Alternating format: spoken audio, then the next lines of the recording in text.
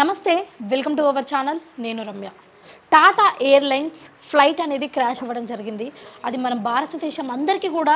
చాలా బాధాకరమైన విషయం అహ్మదాబాద్ టు లండన్కి వెళ్ళే ఈ ఫ్లైట్ అయితే కేవలం 600 అడుగులు ఎత్తుకి వెళ్ళిన తర్వాత వెంటనే క్రాష్ అవ్వడం జరిగింది అది కూడా కేవలం ఒక 30 సెకండ్లలోనే జరిగింది అంటే ఒక హాఫ్ సెకండ్లో ఈ క్రాష్ అనేది జరిగింది అయితే ఈ క్రాష్ జరగడానికి ముందు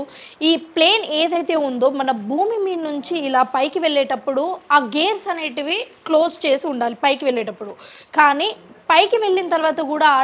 గేర్స్ అనేటివి ఏదైతే ఉందో అది ఓపెన్లో ఉండడం వల్ల హై రెసిస్టెన్స్ పవర్ అనేది అక్కడ నెలకొంది దీంతో పాటు ఇలాగే కొన్ని టెక్నికల్ ఇష్యూస్ వల్ల అదైతే ప్లేన్ అయితే క్రాష్ అవ్వడం జరిగింది అయితే ఈ ప్లేన్ డైరెక్ట్గా వెళ్ళి ఒక బిల్డింగ్కి ఆ బిల్డింగ్ కూడా మెడికల్ కాలేజ్లోని కొంతమంది లేడీస్ హాస్టల్ది సో అక్కడైతే అది ఆఫ్టర్నూన్ టైం అవ్వడం వల్ల చాలామంది స్టూడెంట్స్ కూడా అదే హాస్టల్లో ఉండి ఫుడ్ తినడం జరిగింది సో ఆ క్రాష్ ఎప్పుడైతే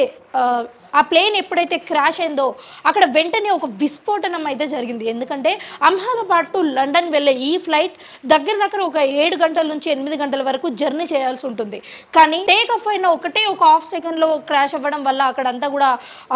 ఫ్లైట్లో అనేది ఫుల్ ట్యాంక్ ఉంటుంది కాబట్టి ఆ ట్యాంక్ అంతా కూడా మొత్తం బయటికి రావడం వల్ల విస్ఫోటనం లాంటి సౌండ్ వినిపించింది మనమందరం ఇక్కడ చాలా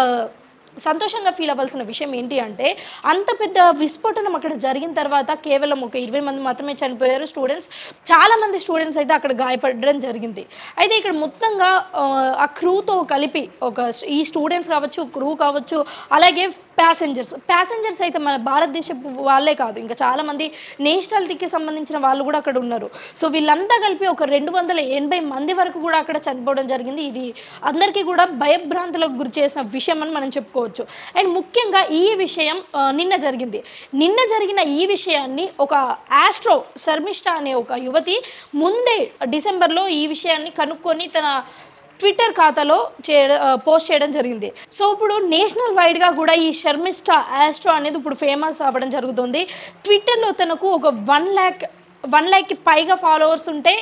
ఇన్స్టాగ్రామ్లో ఒక 30,000 వరకు ఫాలోవర్స్ ఉన్నారు ఈ కాలంలో ఆస్ట్రాలజర్స్కి ఫాలోవర్స్ ఉండడం చాలా తక్కువ కానీ ఈమె ఏ లెవెల్లో ఫేమస్ అయితే ఇంతమంది ఫాలోవర్స్ని సంపాదించుకుందో ఒకసారి మనం చూడొచ్చు అయితే తను డిసెంబర్లో ఎలాంటి పోస్ట్ చేసింది ఈ ఫ్లైట్ క్రాష్ గురించి తనకు ముందే తెలుసు కదా సో ఇవన్నీ కూడా ఒకసారి మనం క్లియర్గా చూద్దాం అంటే ట్విట్టర్లో ఏ పోస్ట్ చేసింది ఏంటి అన్నది సో ఒకసారి మనం చూసుకున్నట్టయితే తను ట్విట్టర్లో చేసిన పోస్ట్ గురించి ఒకసారి మనం చూద్దాం సో ఒకసారి చూసుకున్నట్టయితే ఇది తను 2024లో ఫస్ట్ చేసిన పోస్ట్ అని మనం అనుకోవచ్చు ఎందుకంటే ఇది కూడా సో దీనికి సంబంధించి తను ఏమేం చేసింది అంటే హైలైట్స్ ఆఫ్ 2025 అంటే 2025లో ఏమేమి హైలైట్స్ జరగబోతుంది అన్నది ముందే చెప్పింది సో ఇక్కడ మనం చూసుకున్నట్టయితే aviation boom around the world and major crash making headline as well అని ఇది అయితే ఇప్పుడు జరిగింది మనకు తెలిసినంత వరకు ఈ ఎయిర్ప్లేన్ అనేది క్రాష్ అవ్వడం అయితే ఇప్పుడు మనకు అందరికీ తెలిసినట్టే ప్రతి ఒక్క న్యూస్ ఛానల్లో కూడా హెడ్డింగ్గా ఇదే నిలిచింది అండ్ నెక్స్ట్ థింగ్ వచ్చేసి fighting for freedom fighting for temples and religious and places etcetera so మనకు తెలిసినంత వరకు అయితే ఇది ఇప్పుడు జరిగింది కానీ ఈ 2025లోనే fighting for freedom and temples కోసం కూడా ఫైట్ చేసినట్టు రిలీజియస్ కోసం ఇవన్నీ ఫైటింగ్స్ జరుగుతాయని అయితే మనకు చెప్పడం జరిగింది అయితే ఇవి ఎప్పుడు జరుగుతాయి అన్నది కూడా ప్రజలలో ఇప్పుడు ఉత్కంఠంగా మారుతున్న విషయం అయితే ఇది స్టార్టింగ్లో అంటే ఎప్పుడు చూడండి ఇది 2024లో ఫస్ట్ చేసిన ట్వీట్ నెక్స్ట్ చేసిన ట్వీట్ ఏంటో మనం చూద్దాం సో ఒకసారి ఇది చూసుకున్నట్టయితే ఈ క్రాష్ ముందే జరగబోతుంది అని తనకు తెలుసు కాబట్టి తను చేసిన దాని ప్రకారం మనం చూడవచ్చు ఈ ప్లేన్ క్రాష్ అనేది 2025లో జరగబోతుంది అని అండ్ టాటా ఎయిర్లైన్స్కి సంబంధించి కూడా తను అయితే ఒకటి పోస్ట్ చేయడం జరిగింది ఒకసారి చూడండి so aviation sector will be do better in 2025 also plane crashes headlining maybe give a shock and predicted this 2 months back అంటే ఇప్పుడు తిను ఏం చెప్తుంది అంటే ఆల్రెడీ ఈ ప్రిడిక్షన్ అయితే ఏదైతే ఉందో ఈ 2025లో జరగబోతున్న